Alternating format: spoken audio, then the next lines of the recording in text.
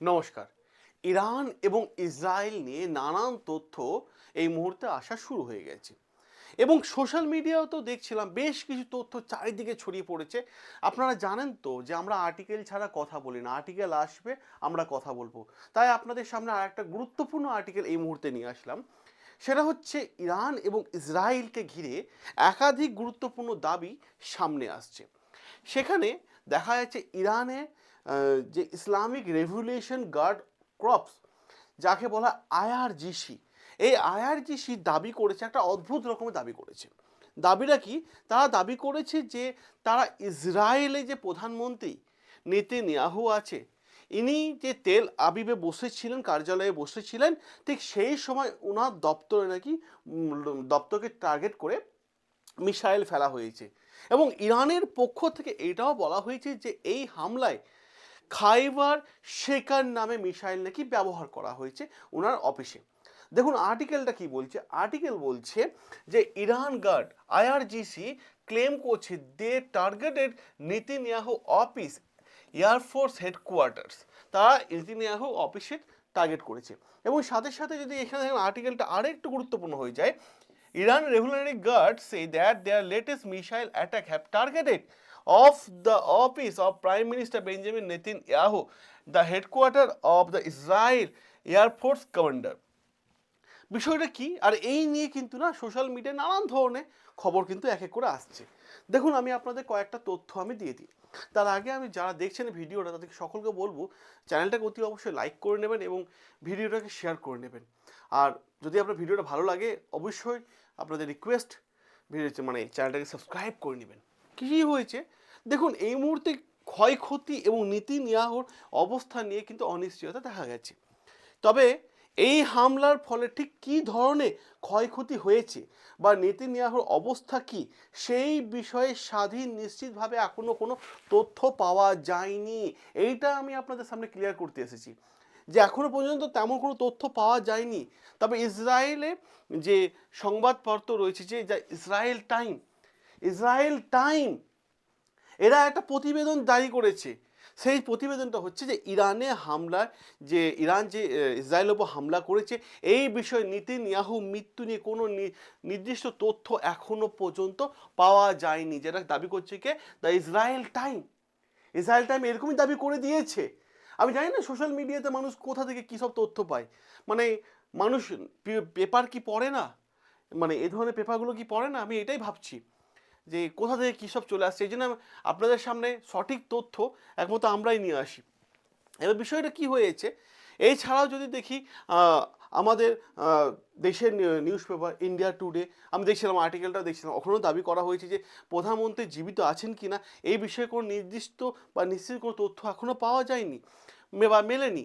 অতএব কোথা থেকে মানুষ কী সব তথ্য সোশ্যাল মিডিয়ায় প্রকাশ করছে জানা নেই। এবার ইরানের দাবি কি? ইরানের যে দাবি, সেই দাবি কিন্তু মারাত্মক লেভেলে গুরুত্বপূর্ণ। আইআরজিসি এই আইআরজিসি বিবৃতিতে জানিয়ে দিয়েছে যে জায়নিস্ট শাসনের অপরাধী যে প্রধানমন্ত্রী অফিস এবং বিমান বাহিনী সদর দপ্তরকে লক্ষ্য করে তারা মিসাইল ছুঁড়েছে এবং আঘাত হানে। তাদের দাবি এই হামলাটি আকস্মিক এবং ইরানের আকাশ এই মিসাইলগুলোকে কিন্তু আটকাতে পারে, ইসরায়েলের আকাশ এই মিসাইলগুলোকে আটকাতে পারেনি। কারণ যখন মানে মিসাইল অ্যাটাক করা হচ্ছিল, ইরান করছিল, তখন নাকি তারা ইসরায়েলের আকাশের থেকে কিন্তু এই ওদের যে মিসাইল সেটা মানে আটকাতে পারেনি, রাডারেও আটকাতে পারেনি। এবার প্রশ্ন হচ্ছে তাহলে ইরান কোন ধরনের মিসাইল এই আক্রমণে ইউজ করেছে? ইরান সেটাও জানিয়ে দিয়েছে যে খেইবার শেকান মিসাইল, যেটা 2022 সালে তারা লাইভ টেস্টিং করেছিল এবং উন্মোচন করেছিল, সেই খেইবার শেকান মিসাইল নাকি ইসরায়েলের প্রধানমন্ত্রী বেঞ্জামিন নেতানিয়াহু তেল আবিবের অফিসে ফেলা হয়েছে, এটা তারা দাবি করছে। আমরা যে খেইবার শেকান মিসাইলের তথ্য আর একটা যে বিষয় দিই, যখন জুন 2025 ইরান এবং ইসরায়েলের মধ্যে যখন লড়াই চলছিল, ঠিক তখন আমরা দেখতে পেয়েছি যে এই খেইবার শেকান মিসাইলটা দাবি করা হয়েছিল এবং ইসরায়েলের বিরুদ্ধে ব্যবহার করা হয়েছিল, সেটা ইরান দাবি করেছিল। এবং প্রতিটা ঘটনার ক্ষেত্রে ক্ষয়ক্ষতি এবং সাফল্যের মাত্রা নিয়ে কিন্তু উভয় পক্ষে নানান ধরনের মত পার্থক্য আছে যে খেইবার শেখের মিসাইলটা কতটা শক্তিশালী। কেউ বলে বিশাল শক্তিশালী, কেউ বলে না অতটা শক্তিশালী নয়। এই ধরনের তথ্য নিয়ে কিন্তু মারাত্মক রকমের কিন্তু মত পার্থক্য দেখা যায়। কিন্তু তারই মাঝে আবার একটা আর্টিকেল এসেছে, দেখুন কি বলছে, Netanyahu appear in public hour after Iran claim the strike on his office. Netanyahu Iran যখন ক্লেম করেছে যে তারা নেতানিয়াহু অফিস ধ্বংস করে দিয়েছে, ঠিক আছে, তারপরে কিন্তু কি বলছে, Netanyahu appear in public hour, ঠিক আছে, আফটার ইরান স্ট্রাইক, ঠিক আছে, ইন হিজ অফিস। তারপরে কিন্তু নেতানিয়াহু সকলের সামনে এসেছে, ঠিক আছে।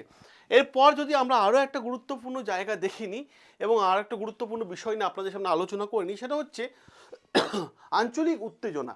বিষয়টা কি হয়েছে, ইরান দাবি করছে তারা মধ্যপ্রাচ্যে আমেরিকা যে সমস্ত মার্কিন ঘাঁটিগুলো আছে, মানে এয়ারবেসগুলো আছে, সেইগুলো তারা ড্রোন এবং কিছু মিসাইল দিয়ে হামলা চালিয়েছে।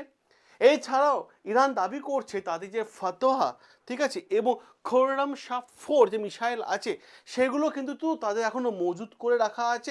এগুলো ব্যবহার হয়েছে কিনা এই নিয়েও কিন্তু কোনো তথ্য এখনো পর্যন্ত সকলের সামনে আসেনি। এটাও আমি আপনাদের বলে দিলাম যে এখনো পর্যন্ত কোনো তথ্য কিন্তু আমরা সেরকমভাবে পাচ্ছি না। অপরদিকে কিছু প্রতিবেদনে তারা দাবি করা হয়েছে যে ইরান সৌদি আরবে তেলের ঘাঁটি, কাতারে এলএনজির ঘাঁটি, স্টেট অফ হরমোজে প্রণালীতে সামরিক বিঘ্ন ঘটেছে, যেহেতু ইরান আগেই বলে দিয়েছিল যে তাদের দেশে নাকি একটা বোম পড়লেই তারা নাকি স্টেট অফ হরমোজ বন্ধ করে দেবে। তবে এই সব দাবিগুলো অনেক ক্ষেত্রে স্বাধীনভাবেও কিন্তু না যাচাই করা হয়নি যে কতটা ইফেক্ট পড়েছে, এখনও তেমনভাবে রিপোর্ট কিন্তু আসেনি। অপরদিকে যদি দেখি আন্তর্জাতিক মহলে প্রতিক্রিয়া কী আছে, আন্তর্জাতিক মহলে প্রতিক্রিয়া যদি দেখেন আপনারা, তাহলে এখানে কিন্তু গুরুত্বপূর্ণ একটা টুইট দেখতে পাবেন, ভান্ডারের গুরুত্বপূর্ণ একটা টুইট। ভান্ডার কি দাবি করছে দেখুন, যখন ইরান এবং ইসরায়েলে আক্রমণ চলছে, ঠিক আছে, তখন ইউরোপীয় কমিশনের প্রেসিডেন্ট উরসুলা ভান্ডার ইনি অদ্ভুত একটা দাবি করেছেন। তিনি বলেছেন ইরানের এই যে হামলা, ইসরায়েলের ওপর যে হামলা এবং মিডল ইস্টে মধ্যপ্রাচ্যে যে বিভিন্ন দেশের ওপর যে হামলা হচ্ছে, মার্কিন এয়ারবেসগুলো হামলা হয়েছে, এইগুলো কখনো মেনে নেওয়া যায় না, তিনি দাবি করেছেন, ঠিক আছে। এবং তিনি বলছেন of the phone Sheikh Tamim, আমি দেখছিলাম উই ডিসকাস দ্য আচ্ছা the risk of further escalation is real. তিনি দাবি করছেন যে এই ধরনের হামলা কখনো মেনে নেওয়া যায় না। তিনি বলেছেন মানে যে এই যে এই আঘাত বৃহত্তর আরও বৃহত্তর হতে পারে। অতএব দুই দেশকে এখন এই মুহূর্তে আলোচনার মধ্যে বসা উচিত, তিনি কিন্তু এই দাবিটা কিন্তু তিনি করেছেন। এবং সাথে সাথে তিনি বলেছেন যে আমেরিকাকেও এই আলোচনার মধ্যে আসা উচিত, যে যাতে আন্তর্জাতিক লেভেলে একটা শান্তি বজায় থাকে, সেটাও তিনি দাবি করেছেন। এবং সাথে সাথে মার্কিন যুক্তরাষ্ট্রের প্রেসিডেন্ট ডোনাল্ড ট্রাম্পের নামও তিনি আলোচনা করেছেন। যদিও ডোনাল্ড ট্রাম্প এই বিষয়ে কোনো মন্তব্য করেছেন কিনা তাও কিন্তু এখনো পর্যন্ত কোনো স্পষ্ট নয়, এখন কিন্তু তেমন কোনো স্টেটমেন্ট দেখতে পাচ্ছি না। এবার যদি দেখি আমরা এখনো পর্যন্ত যে এই যে হামলা হয়েছে, ইসরায়েলের অফিসে যে হামলা, এতে হতাহতের কী ব্যবস্থা বা নিরাপত্তা কী ব্যবস্থা, এই বিষয় নিয়ে আমরা একটু আলোচনা করে নিই। কিছু সূত্রে বলা হচ্ছে যে সেনা হতাহতের দাবি হলেও স্বাধীনভাবে যাচাই করা এখনো পর্যন্ত সঠিক রিপোর্ট, কত সেনা হত্যা হয়েছে, কত মানুষ মারা গেছে, এরকম কিন্তু আসল তথ্য কিন্তু এখনো পর্যন্ত আসেনি। ইসরায়েলের পক্ষ থেকে গোটা দেশকে সতর্কতা জারি করা হয়েছে, শিক্ষা প্রতিষ্ঠান বন্ধ করে দেওয়া হয়েছে এই মুহূর্তে, এবং নাগরিকদের নিরাপদ আশ্রয়ের জন্য তাদেরকে বলা হয়েছে যে ভাই তোমরা এখন বাংকারে চলে যাও, বাংকারে এখন আসো না। অপরদিকে যদি দেখি ইরান, সেও তার নাগরিকদের বাংকারে আশ্রয় নেওয়ার জন্য বলেছে এবং সমস্ত দেশ জুড়ে এমার্জেন্সি জারি করেছে, যদিও ইসরায়েল আগে থেকে দেশকে এমার্জেন্সি জারি করে দিয়েছিল। আর সরি, অ্যাকচুয়ালি প্রচণ্ড আমার সর্দি লেগেছে, তাই আপনাদের সামনে দুদিন ভিডিও আমি করতে পারিনি। যাই হোক, এদিকে আন্তর্জাতিক সংস্থা যদি আমরা রাউটার দেখি, ঠিক আছে, ব্রুটার, তা আবার অপরদিকে দেখি কাতার ভিত্তিক যে আল জাজিরা আছে, এরা চরম পরিস্থিতি নিয়ে বিভিন্ন প্রতিবেদন প্রকাশ করেছে। তবে নেতানিয়াহু মৃত্যু নিয়ে কোনো নিশ্চিত তথ্য এখনো পর্যন্ত কেউ দেয়নি।